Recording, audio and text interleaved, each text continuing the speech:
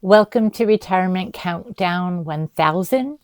In my career, I have spent more than 30 years listening to others talk about what's working, what's not working in their retirement, and I am challenging myself to think beyond money as I process through the last 1,000 days before I retire. And I'm inviting you to join me. Like all new YouTube channels, I have gotten between 2 and 84 views on my videos. And while I tell myself I'm doing this for my own self-improvement and to help my own journey, the truth is I'd like a few more people along this journey with me. So I had a friend who suggested I ask AI for some topic ideas after explaining what the purpose of my channel is. And I'm going to tell you that that was largely unsuccessful. AI doesn't seem to be able to understand that I am not yet retired. So it was a thing of, oh, what is a day in my life as a retiree? Or these are the 10 things that surprised me when I retired. And I keep saying, I can't answer that yet because I'm not yet retired.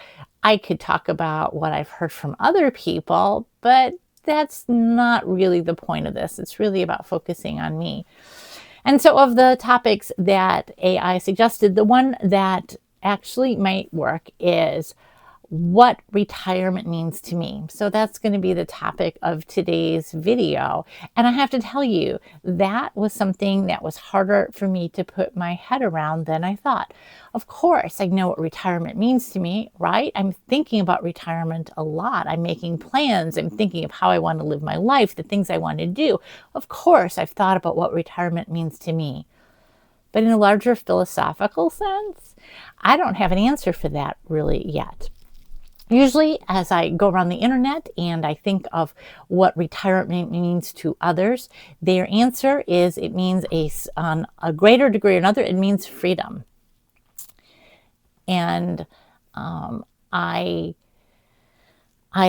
think about that. I'm like, yes, I can be free. I can do what I want when I want, with the people I want to do with it. I no longer have to have anybody above me in the hierarchy of my employment telling me what I should do, being disappointed because I didn't do the things that they thought needed to happen, even though they didn't understand the true nature of the job and the things that happen in it. So yeah, okay, I want freedom. But on some level, just saying I want freedom, to me, that feels kind of selfish. And as someone who has spent a career helping others, I question whether I really want to give all that up and suddenly in retirement not have to worry about that anymore. No longer being a helping person, no longer trying to serve others and make the world a little bit better for me having been in it. So I go back, keep circling back to that freedom. And the big question with freedom is it freedom from something or is it freedom for something? And I did a video about this before and I'm like, yes, I am not retiring to something. I'm retiring from something. I find work extremely stressful. I am retiring from that. I'm not retiring to a new future. Yes, that's out there, but it's okay to retire from something. But then I thought, why do I want to retire from this position? This has been my life's work. I've always really liked it.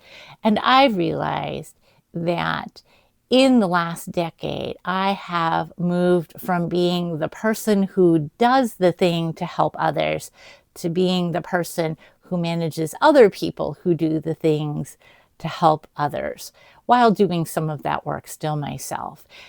And I realized that that doesn't sit as well with me. I don't like the management of others. I like being a helper. I like being kind. I like being the one that helps people do better in this world and understand what they should do a little bit better. And management isn't always like that. Ideally, we build a team and we all work together towards common goals. But the truth is, the team is made up of people who sometimes do the right thing, but sometimes do the wrong thing. And I've had to manage that. And so I think what I'm realizing is I want the freedom to go back from the person who manages the people who do the thing to going back to doing the thing. Or put that another way, I want to go back to why I got into this line of things to begin with. And so that led me to think of that in a larger sense, beyond work. And the truth is, in retirement, I just want to find a way to become the best version of me without all those outside things telling me what I should do. I just want to learn to be the best version of me. Because freedom is elusive. It really is in retirement. I can say I want to be free to take longer trips and travel. I want to be free to wake up late. I want to be free to design my days to be whatever it is I want them to be. And that's true at the point that I retire in 935 days. But it may not be true 10 years later, 15 years later. At some point, we all get older. We all slow down. We all get sick. We all die. And all of those things, all of those constraints take away freedom again. So if freedom is the goal, it's only going to be something that you can live into for a short time. It's not the goal for me. I want to be the best version of me as I go into this next chapter of life. And that's why I'm trying to work out some of these habits ahead of time so that I'm starting that with a head start. I want to start with a quote that a colleague of mine used to say. It's by Henri Frédéric Amiel, and I'm sure that I pronounced that wrong. But it goes like this: life is short, and we have but little time to gladden the hearts of those who journey with us. Be swift to love, make haste to be kind. And I want to frame that and put that on my wall and try and remember that. That's what retirement means to me. Realizing that life is short at that point, and my job at that point is to gladden the hearts of others, and in so doing, gladden my own. I want to focus on the people I'm journeying with, balancing those relationships. I want to love people as I'm meeting new people, as well as people already in my life. And I want to breathe kindness into a world that doesn't always give that back. So that's what retirement means to me. And it's only it's sort of a piece of what I already try to do, but maybe I have the freedom to do the thing rather than just managing others as they try and do the thing. So if that makes any sense to you and you'd like to hear more of my musings, subscribe. But more than that, AI gave me horrible ideas for future videos. So consider writing something down in the comment of some topics that you think would be interesting, even if you don't even want to watch this video again or my content ever again. That those questions would help me tremendously. And I'm going to end with a story like I always do. Today I was at an event and I ran into a colleague of mine who retired a little bit over a year ago. And the truth is, as soon as she retired, she took on an interim position.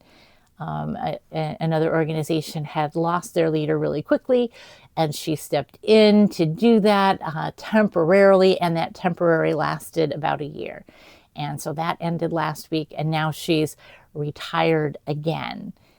And I just remember thinking, more power to you, but that's not going to be me. I'm going to do some things that take up part of my day. I hope I'm going to do things that are productive. I might even take on a little bit of work here and there because I'm not going to be terribly wealthy in retirement. but am I going to go back and do this thing I've been doing these last dozen years or so? I don't think I am. I don't think I am. I think I do want some freedom from some things. So that's just my thought. What would you do in retirement? Would you go back and work in the career that you had, or would you try and find something outside of that in your retirement if you decided that's how you wanted to spend the time? Just a question. I am Lisa. This is Retirement Countdown 1000. Subscribe, like, share, and let's go on this journey together.